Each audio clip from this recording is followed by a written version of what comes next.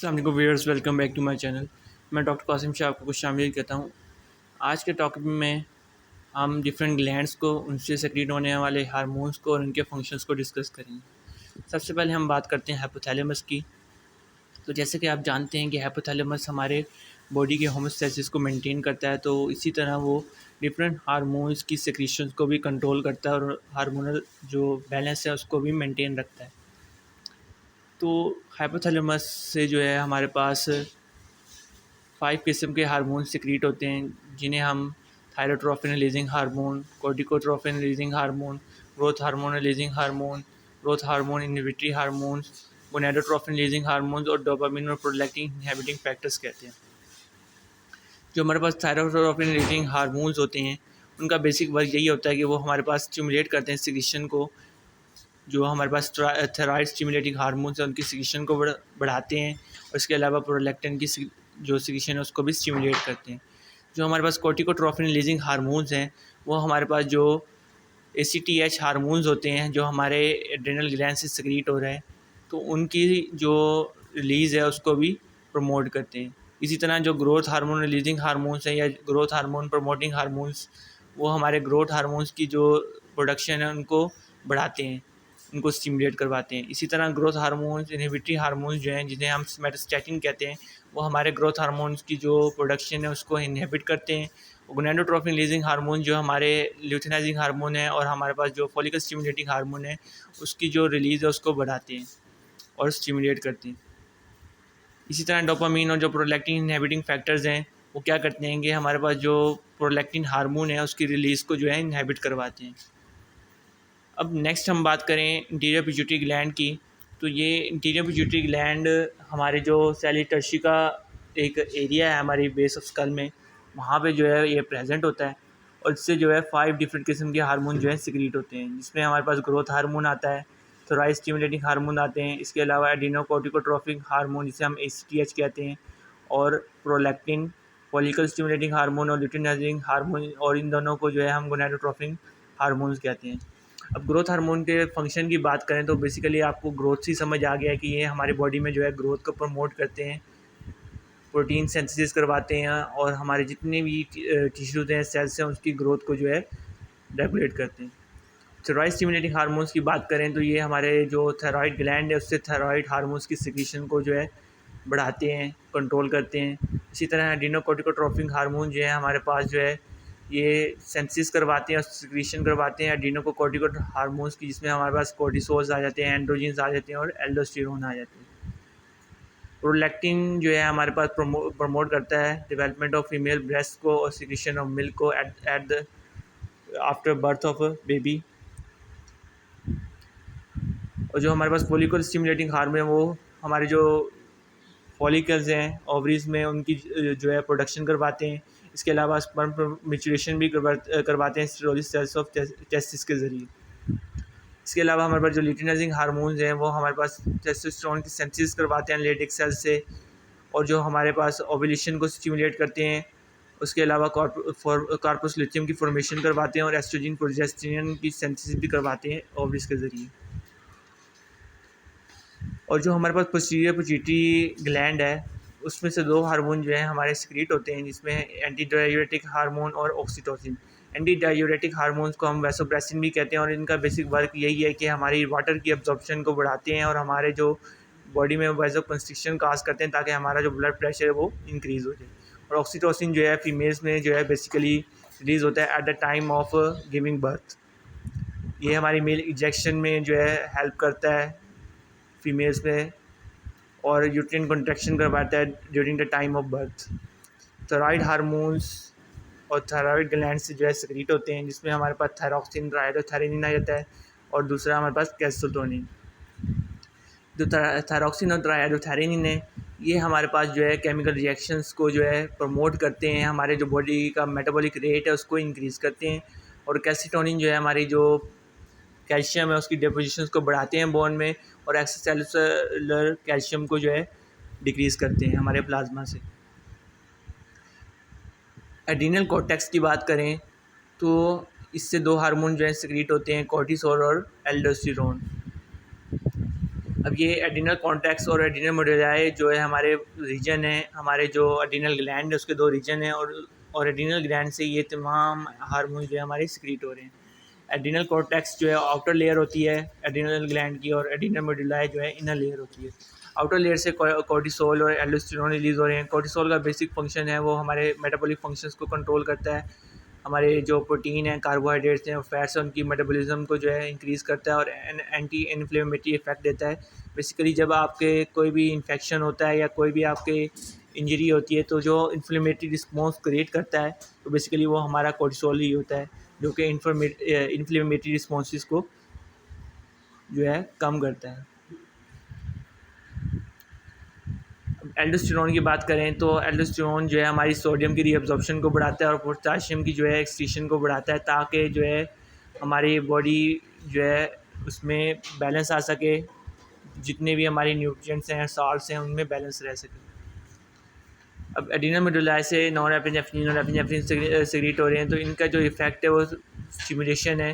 Basically हमने, अगर आपने सेंट्रल नर्वस सिस्टम में इनके नाम सुने होंगे काफ़ी दफ़ा कि नॉरएपिनेफ्रिन और एपिनेफ्रिन, ये बेसिकली हमारी जो स्टिमुलेशन को काज करते हैं। सिंपैथेटिक नर्वस सिस्टम की जो वर्क है ना, सेम एज इट इज़ जो है हमारे एपिनेफ्रिन और नॉरएपिनेफ्रिन जो है क्रिएट करती हैं।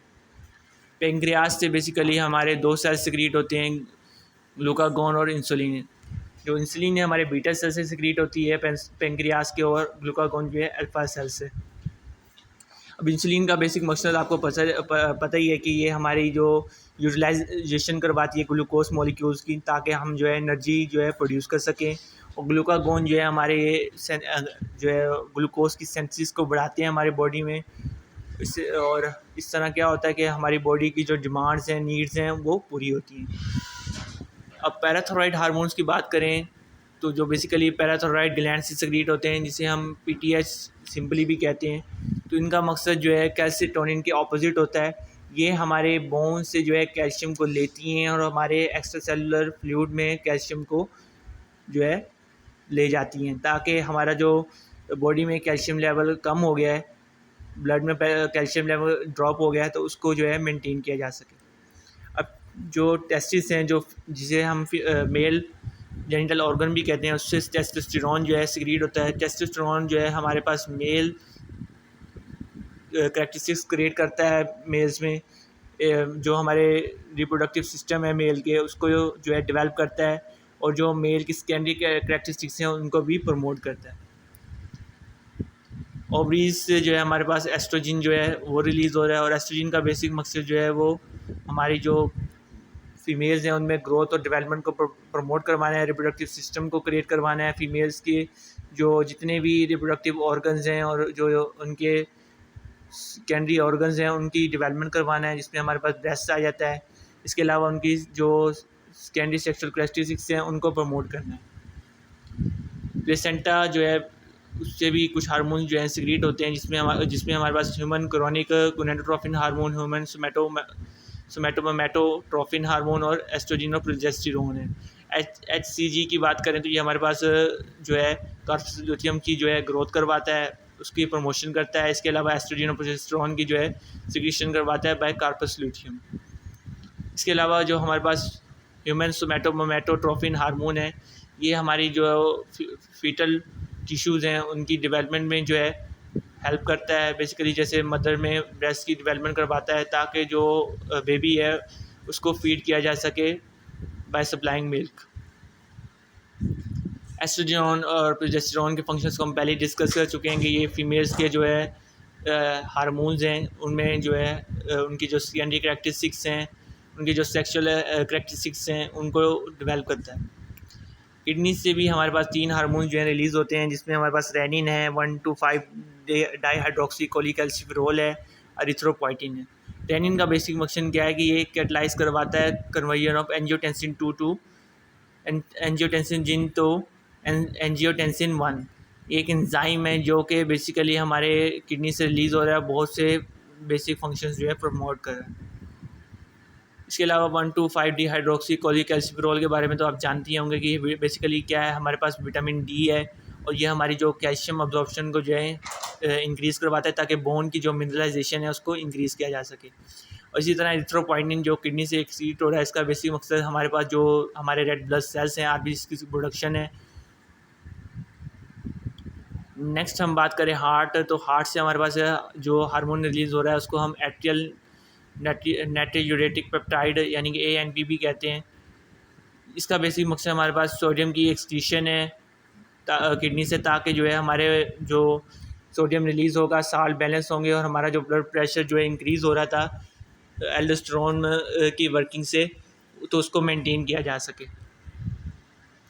इसके बाद स्टोमक से जो हमारे हार्मोन रिलीज़ हो रहा है वो है गैस्ट्रिन। इसका बेसिक मकसद हमारे पास जो है HCl की सिक्रीशन है पैरेटल सेल से, ताकि हमारे जो जितनी भी कंटेंट है हमारे स्टमक के अंदर उसको स्टेबलाइज़ किया जा सके और हमारे स्टमक को प्रोटेक्शन मिल सके, और उसकी डाइजेशन भी जो है वो भी उसमें भी ये हेल्प करता है। बेसिक मकसद अगर हम गैस्ट्रिन का जो बेसिक मकसद है वो pH को मेंटेन रखना है। स्मॉल इंटेस्टाइन से भी 2 हार्मोन सिक्रीट होते हैं, इसमें हमारे पास सिक्रीटिन आ जाता है और कोलिसाइटोकाइनिन आ जाता है, जिसे हम CCK भी कहते हैं। सिक्रीटिन का बेसिक मकसद क्या है कि ये हमारे पास जो है बाइकार्बोनेट आयंस को और वाटर को रिलीज़ करवाता है एसिनर सेल से, और जो हमारे पास कोलिसाइटोकाइनिन है जिसे हम CCK कहते हैं, ये हमारी गॉल ब्लैडर कंट्रैक्शन करवाता है, ताकि जो हमारे पास हमारे जो बाइल में जो हमारी प्रोडक्शन हुई है मटेरियल की उसको रिलीज़ किया जा सके। बेसिकली जो भी हमारे गॉल ब्लैडर से जो मटेरियल रिलीज़ होता है वो फैट की जो यूटिलाइजेशन में, उनकी मोबिलाइजेशन में, उसकी ब्रेक डाउन में यूज़ हो रहा होता है, तो इसलिए ये ज़रूरी है। और इसके अलावा हमारे जो डिफरेंट पैंक्रियाटिक एंजाइम्स हैं उनकी स्टिमुलेशन भी ये CCK ही करवाता है। लास्ट में हमारे पास आता है एडिपोसाइट्स, जो कि हमारे फैट टिश्यूज़ हैं, इनसे जो है हमारे पास लेप्टिन रिलीज़ होता है। लेप्टिन क्या करता है कि ये हमारी जो एपेटाइट है, हमारी जो भूख की जो